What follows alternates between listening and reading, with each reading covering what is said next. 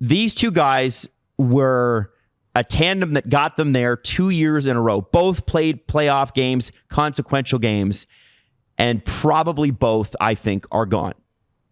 And both. I think, I don't know how, and I think the day, as I tweeted last night, a day that will live on in infamy.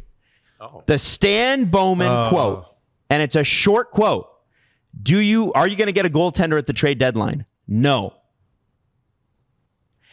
I have to say, and I know that Oilers fans are going to be in my mentions like you were last night going, that was not Stuart Skinner's fault last night. If you want to tell me that an average goaltender wouldn't have set the Oilers up for better success throughout the playoffs, I'm not even talking about a 915. I'm talking about a 905 goaltender. If you want to tell me that you couldn't have improved at that position, that it wouldn't have bettered your chances, I don't know what to tell you.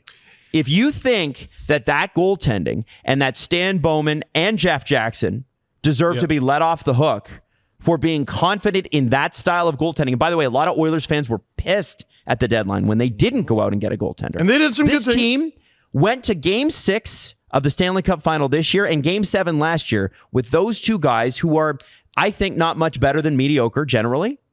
I think Skinner could be a really good tandem backup sort of goalie. I'm sorry, whatever it is, it's not good enough. No, I know.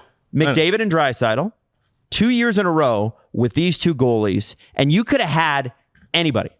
Last year especially, there were plenty of good goalies available. You could have spent that Jeff Skinner money on Anthony Stolarz and got him for $3 million. And damn, and Stolarz makes 2.5. Stolarz makes 2.5. Jeff Skinner makes more than that. Former Oiler, actually, Anthony Stolarz. Is he really? Yes, he is. I didn't know that. He pinged around for a long time before he found relevance. My point in this is, it's not to me McDavid and Draisaitl not scoring in the last few games. And I said it in the LA series, even though the Oilers came back and won. I don't think there was like one game where they let less than 4 goals in. You got to have an average goalie on this Oilers team. It doesn't have to be Bobrovsky. They allowed at least 2 goals in every first period. In 6 games. How do you win? You can't. Well, you can, just not 4 out of 7. What are you supposed to do? You know what would have made this conversation so much more complicated is if Skinner was great last night and you go, well, you can't blame him. What was the third goal? The third goal was terrible. I still have no idea, and I doubt. And by the way, the third goal, people don't remember. It's a puck off his chest that he needs to smother and catch, and it's a nothing shot. It's a flop shot. It's a trickle of piss from Carter Verhaeghe. There's a way of putting it. That he booby deflects to Alex Barkov. I don't know what he was going for, who he thought was there, what he thought was going on. But the best two-way player in the game got the puck with one hand, apparently, because he screwed up his hand in game 1, we learned after the fact. And he sends it to one of the most lethal goal scorers in hockey. What? So the Panthers, you had to basically play mistake-free hockey against them, especially when down 2-0. I don't think I've ever seen a goalie do that. Yeah. Not quite like that. What were you doing? Yeah. I want to know what he was going for. Now, it's up on the screen now, Maddie, if you want to throw it up. It's this. I don't understand what he was thinking. You'll see the shot come. An XG of -6. Like, this isn't going in. Yeah. You'll see the shot come right at his shoulder. And like you said, it's just a muffin that's being thrown on net just to get something there. And Stuart Skinner's decision-making in that moment is to just shoulder it right over to the Panthers. And look at Barkov reading like he isn't actually. Oh, he is. He's passing me the puck. He passed him the puck. Like, he froze in the moment. Yeah. He froze in the moment. Like, you can't blame that on anyone but Skinner. The defense of Skinner is that the evidence last year is that they got to Game 7 of the Stanley Cup Final, and it was a 2-1 game, and that game wasn't Stuart Skinner's fault at all. I thought he played a great series there. He had a great playoff run once he got going. And had a terrible run against the Canucks. Let's just, we all forget that. Yeah, he was terrible against the Canucks. When things matter, Stuart Skinner stepped up last playoffs, and the bet was that this playoffs, again, then we're going to have that playoff Skinner because the evidence is there through 4 rounds of playoffs. So he had a few exceptional games. I understand the decision making. Yeah. Because like if you go to last year's Panthers and you say you're going to have a terrible regular season, but we're going to trust you once the playoff time comes around, they're going to be like, yeah, that's how it works. And Stuart Skinner didn't have the best regular season, but we're going to trust you when the playoffs come around because you did it last year. And there were nights he rewarded them for it. Yeah, and the goalie thing on the spending the money, Stuart Skinner makes like $2.6 million. Like, that's a great deal. Pickard makes $1 million.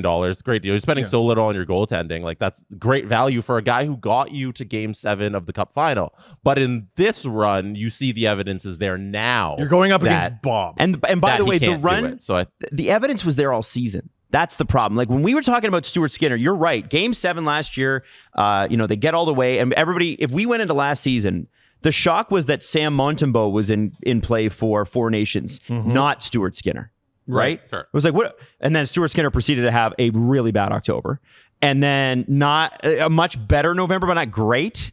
And all season long, he's been really streaky. That's why I mentioned like the Panthers in the tough regular season, because you can't take so much from the regular season. We see that with teams all the time. Yeah. And you can turn it on when the regular season is good. We started this whole thing by saying Bob wasn't the starter on their first playoff 100%. run. So taking, Stuart Skinner wasn't that great during the regular season. I don't know how much you can really hold that against him when you expect him to show up. So you're letting Stan Bowman off the hook for this? No, not at all. Like, I think there's evidence to say, like, this time, okay, we know it couldn't get done. You should have done a better job utilizing only the $1 million Pickard makes as your backup to go get a solid number 2 for him. I don't know if you should have trusted Pickard as your number 2, and instead you have Stuart Skinner, who's making so little. You can pay a backup a little bit more than that. Well, how about surround one of the youngest starting goalies in the league with someone a little bit better than Calvin Pickard? Yeah, Stuart Skinner's 26 years old. 26. He's one of the youngest starters in the league.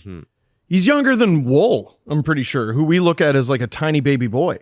He'll be 27 at the beginning of November, but he's also been the Oilers starting goalie for at least 3 years. Yeah, a couple years now.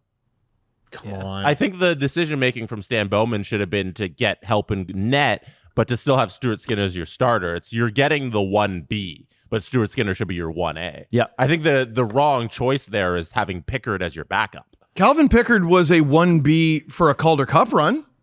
I saw it and it worked and it was great. Like, again, he had the great record, and I think that's a testament to how good the Oilers were. People are talking about them this morning like they suck. Like, oh no, they're terrible. The Stanley Cup finalists do not stink. They're not terrible. They're amazing. Yeah, they're really good. I think it's a testament to them. That's why I feel like why would you do them the disservice of not getting help? I agree. I just don't understand it. And we did say this on the show. Even in Game 4, when Pickard came in relief, I think it was Game 4, and only allowed the 1 goal, he looked terrible. Yeah, he was shaky. He was all over the place. Now, only 1 went past him. That's good enough. Great. All due respect to that guy who is such a great story. The Oilers not being able to do better than Pickard for 2 years it's unforgivable. It's not that they couldn't do better. It's that they chose not to. And I think that's where you've got... No. You could have done better. Yeah. You could have easily done better. There were other options last year. You could have done it. You didn't do it. You could have done it in free agency. You could have done it at the trade deadline. You didn't do it. So the idea that they couldn't, you're telling me not a single other goaltender could have come to the Oilers? No, that's not true. That's objectively not true. You just chose not to. And they've had a historical pickup of Wallman. Sure. I love the pickup of Wallman. It's a great pickup. I loved what they did, but let's be straight. Let's just be honest here. This was never good enough. Oilers fans knew it.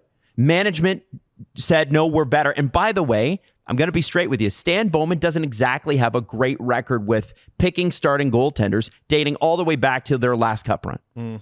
Like, once Crawford was done, he was done. And then who replaced him? I don't even remember. Exactly. It's just a bunch. Mrazek's one of them. But the Chicago Blackhawks goaltending since 2015 has been pretty suspect. And I think you need to get a guy in there as an AGM who goes, Stan, here's a good goalie. Here's what one looks like. Here's found value. I know we're capped out right now. Here's somebody like an Anthony Stolarz. I know Brossoit was signed in Chicago and he was injured most of the season. But here's somebody that we can pay less for that we think we're going to get better We're better than their contract. Even if you sign Brossoit and he gets hurt, like everyone at least understands that. Yeah. Everyone's like, well, he got hurt. But just do nothing? Do nothing? Right? Come on. I think the mistake is with Pickard and not with Skinner. I think Stuart Skinner was good enough and had enough evidence to show that, like, hey, we can trust this guy. Remember, Jack Campbell was the original plan. and $5 million. They had him around and they tried so hard with Jack Campbell, and Stuart Skinner is the one who emerged out of that. Yep. Right. Yep. And so if you get Leafs Campbell, who there's a reason he made $5 million. The Oilers didn't lose their minds. Like, he played really well. If that's your tandem going forward, Campbell, the established-ish starter, making as much as Aiden Hill currently does, like, is crazy. Your established starter and the young up-and-comer in Skinner, who probably overtakes him down the line. Man, that makes a lot of sense. That looks a lot better. And wow, did it just super not work out. Yeah, looking at your team and saying Pickard and Skinner once again is what we're going to roll with it's a mistake.